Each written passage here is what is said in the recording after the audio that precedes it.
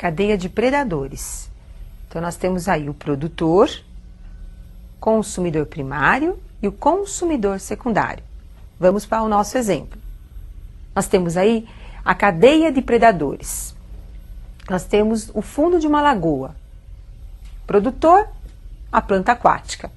O molusco, consumidor primário. Obtém o seu alimento raspando o caule e as folhas dessa planta aquática. Em seguida temos o peixe, consumidor secundário, que se alimenta desse molusco. Então nós temos uma cadeia onde tem o produtor, que é a planta aquática, o molusco, que é o consumidor primário, e o peixe, que é o consumidor secundário. Ao lado nós temos uma ave, pronta para pescar o seu peixe. Nesse caso, se introduzirmos essa ave na cadeia, ela passa a ser um consumidor terciário da cadeia de predadores. Observaram?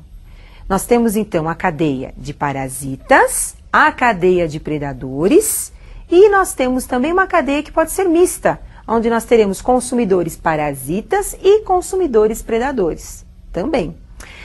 Mas nem sempre nós temos uma sequência linear de relações tróficas, que é a cadeia alimentar. Em alguns casos, nós teremos várias cadeias reunindo o que nós chamamos de uma teia alimentar. A teia alimentar são as inter-relações entre as cadeias alimentares, como nós vamos escrever. E eu gostaria que você acompanhasse esse exemplo, demonstrando o que é uma teia alimentar.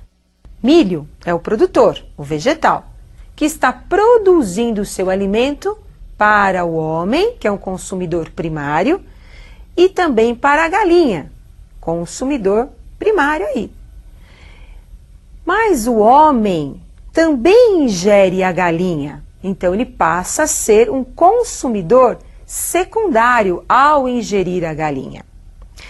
Tanto a galinha como o homem podem servir de comida para o verme.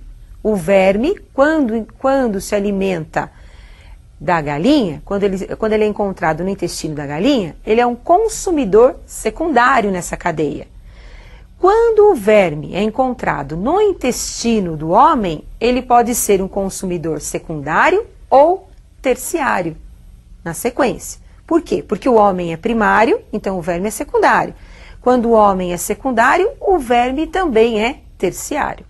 Agora observem, tanto o homem como a galinha, como o verme e assim o milho, são todos decompostos, passam pelo processo de decomposição pelas bactérias e fungos e são transformados em nutrientes. E esses nutrientes ficam no solo, onde serão reaproveitados pelo produtor, fechando aí o ciclo da matéria da cadeia alimentar.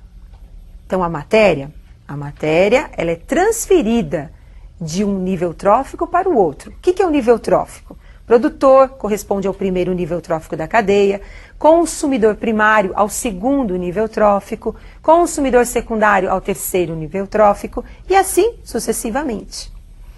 E agora eu gostaria que vocês lembrassem daquela pergunta inicial.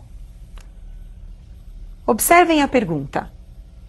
Qual o papel de cada ser vivo no meio ambiente?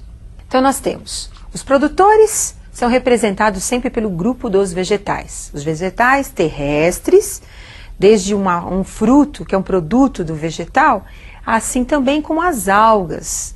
As algas marinhas são os produtores do meio aquático. E as algas dulcícolas também, as algas de água doce. Bom, nós temos também os consumidores primários, que são considerados os herbívoros, são os animais herbívoros. São aqueles que se alimentam dos vegetais. Consumidores secundários são os carnívoros. São os animais que se alimentam dos consumidores primários. Consumidores terciários são os carnívoros também. São os animais que se alimentam dos secundários.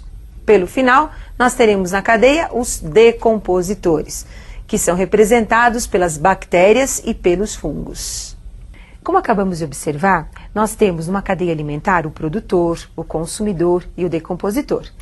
Em muitos casos, nós temos o homem como sendo um herbívoro, se alimentando dos vegetais. Mas podemos ter também o homem como carnívoro, se alimentando de um outro animal, aquele bife delicioso. Mas, como o homem ele ocupa 2 níveis tróficos, se alimentando do produtor, assim como também do consumidor, no caso de um outro animal, então ele vai receber uma outra denominação. Ele é classificado, ou ele é chamado de onívoro, se alimenta de tudo. Se alimenta tanto do produtor como também de outro consumidor. Agora, nós temos também, não só o homem, mas outros animais que também têm essa mesma posição dentro da cadeia alimentar. Assim como as minhocas são classificadas também como detritívoras, que são aqueles animais que se alimentam dos detritos de uma cadeia alimentar. Vão buscar esse detrito aonde? No solo, nos restos dos animais e dos vegetais em decomposição. E assim nós finalizamos essa nossa aula falando sobre o papel de cada ser vivo em uma cadeia alimentar. E eu aguardo você para a nossa próxima aula de biologia. Até lá!